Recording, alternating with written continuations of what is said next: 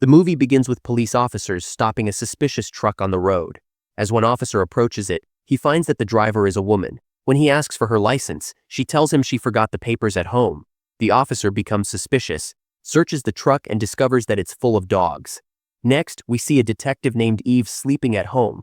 She's woken up by a phone call from the police department asking her to come in immediately. She leaves her baby with her mother and heads to the station. There, she enters the holding room and sees the driver sitting in a wheelchair, injured.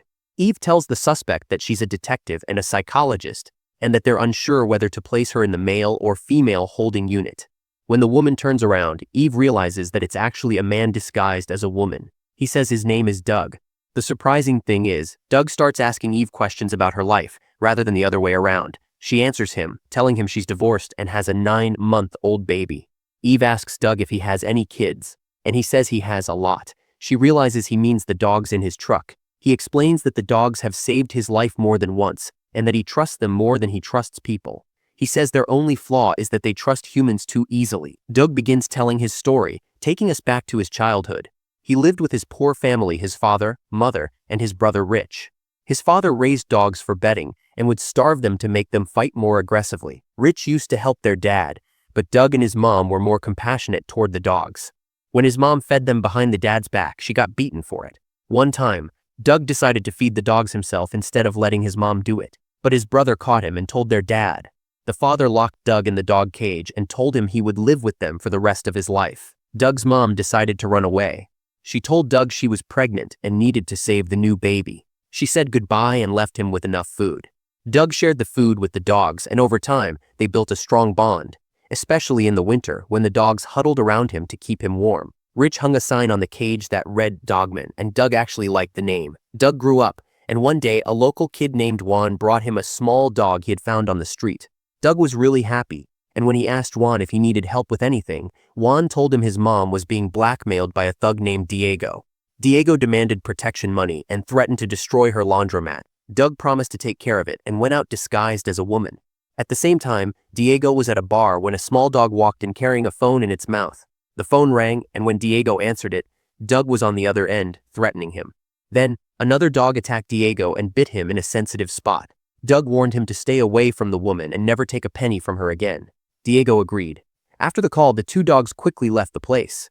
After that, Doug goes back to his place with his dogs. He wipes off the makeup disguising his face, and you can see the satisfaction on him. He feels like he's doing something good. At the same time, Eva is on her way to work, talking to her ex-husband on the phone. He asks to see their son, but she refuses because the court ruled that he's a danger due to his addiction. He gets angry, threatens to kidnap the boy, and hangs up. Eva arrives at Doug's place and is shocked to find multiple bodies and bullet holes in the walls. She realizes there was a shootout. She heads to the police station where Doug is being held to learn the rest of his story. She asks how he escaped from the cage. We flash back to the past. Doug was locked in a cage with his dogs, raising some puppies. His brother told their father, who got furious, grabbed his shotgun, and went to the cage to kill them. Doug tried to stop him, but the father ignored him and shot him in the hand. Doug fell to the ground bleeding. His brother got scared and dragged their father back to the house. Doug put his severed finger in a bag, showed a police car picture in a magazine to his dog, and the dog crawled out through a small opening. The dog took the bag to the police car and dropped it in front of the officer. They understood he was trying to alert them to a crime. They followed the dog to the house, arrested the father and brother, and called an ambulance. Doctors found that the bullet had lodged in Doug's spinal cord, leaving him unable to walk. They tried to fit him with braces so he could move again, but any wrong movement could kill him. The father was sentenced to 20 years but committed suicide 2 weeks later. His brother Rich got 12 years and was released after 8. On the day he got out, a dog was waiting for him. It followed him until a pack of dogs surrounded and attacked him. They tore him apart. Eva was moved by the story. She told Doug that reports said he was placed in a care home after his father and brother were arrested. Doug said that period changed his life.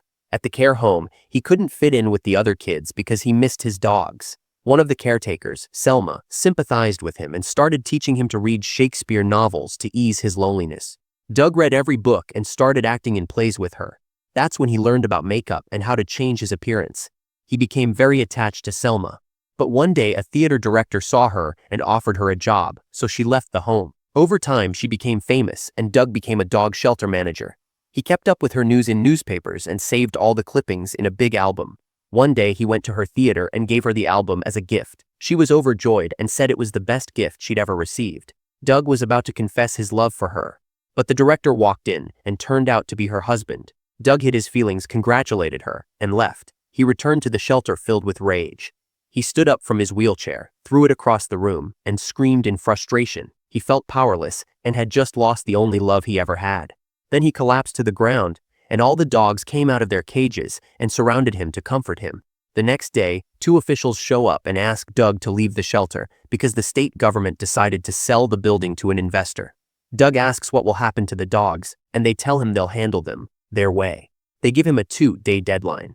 During those 2 days, Doug searches and finds an abandoned building. He moves all the dogs there. Then he starts looking for a job so he can buy food for them, but nobody wants to hire him because of his disability. Still, he keeps trying until he walks into a bar where he sees men dressed as women singing on stage.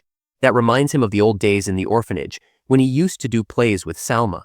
He talks to the bar owner and asks for a job, but the guy refuses, thinking Doug can't sing from a wheelchair, so Doug stands up in front of him. The staff feel for him and convince the owner to give him a shot, and he agrees. On his first day, Doug dresses up like a woman. His co-workers help him stand behind the curtain, and once it opens, he starts singing with a beautiful voice. The audience is amazed, especially the owner. But after the performance, Doug gets really exhausted, and his co-workers catch him before he collapses. Even though he's working, the money isn't enough for him or the dogs. One day, while reading a dog food recipe out loud, he's shocked when the dogs bring him the ingredients. He's amazed by how smart they are and decides to use that in thefts. Since Doug sells dogs to rich people and visits their homes, he knows the places well. On their first job, one of the dogs sneaks in through the roof and opens the door for the others. They all go in and search for jewelry and steal it. One time, a dog steals a diamond necklace from a rich lady's house. The next day, Chris, a guy from the insurance company, shows up. He's confused how the robbery happened despite all the security. He checks the camera footage and notices a small dog playing with the guard dogs, then walking into the house like it's nothing. Chris starts checking footage from other robberies and realizes it's all been done by dogs. He tracks them through the cameras until he finds a truck, and from the license plate, he traces it back to Doug. He follows Doug until he finds out where he lives. When he enters the building, a scary guard dog makes him raise his gun. Doug sees this on the cameras, opens the door, and tells the dogs to hide. When Chris walks in, he tells Doug he's impressed by how smart he is and how well he trained the dogs. He reveals that he's from the insurance company and that he knows how the thefts happened. He offers not to report him in exchange for the stolen jewelry. But Doug refuses, saying he steals to help the poor. Chris fires a shot into the ceiling, forcing Doug to give up the safe and its combination. Chris takes the box, and at that moment, Doug invites him to dinner and tricks him into thinking he doesn't care about the jewels, because he can always steal more. Chris agrees with what Doug said and sits down to have dinner. But suddenly, Doug signals to the dogs, and they all attack Chris and kill him. At the same time, Eve confronts Doug and tells him he's committed many crimes and has to pay for them. She says he could face the death penalty, but he replies that he already considers himself dead. Eve asks him to tell her about the day he got arrested. Then we flash back in time. Doug was at home, getting ready to go to work at the nightclub. Meanwhile, Diego and his men had already caught Juan and tortured him until he gave up Doug's location. As soon as they stormed in, Diego shot Juan dead and ordered his men to kill Doug and all his dogs. Doug hears the gunfire and sees them on the security cameras, so he orders the dogs to prepare for battle. The dogs spread out across the place while Doug heads to his weapons closet, grabs a shotgun, and escapes through a secret exit. The dogs start hunting Diego's men one by one. One guy gets attacked from behind, another gets electrocuted when a dog throws a cable at him, and a third tries to kill a small dog, but Doug shows up just in time and shoots the guy. One of the gang members hides in a room and locks the door, but he turns around and finds dogs behind him. His scream terrifies Diego and his crew.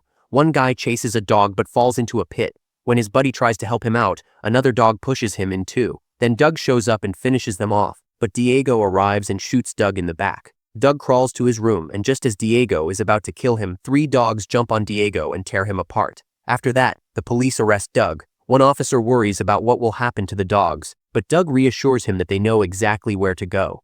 With a signal from him, the dogs hop off the truck and run down the street. Eve tells him this is the strangest case she's ever worked on and asks why he trusted her. He says it's because they both share the same thing, pain. Eve gets emotional and leaves him alone. As she walks out of the station, she doesn't notice a dog standing across the street, watching the building. At dawn, a group of dogs break into the police station. A huge dog attacks the guard, another grabs the cell keys, and a third slips through the bars to hand the keys to Doug.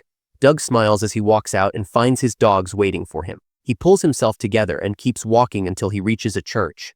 But because of all the movement, the bullet near his spine shifts and he collapses and dies. The dogs gather around him, mourning him. At that moment, Eve looks out of her window and sees a fierce dog standing in front of her house. She realizes Doug sent the dog to protect her and her son from her ex-husband. And that's where the story ends. If you made it to the end of the movie, don't forget to let us know what you think of the summary. And don't forget to like and subscribe for daily movie recaps.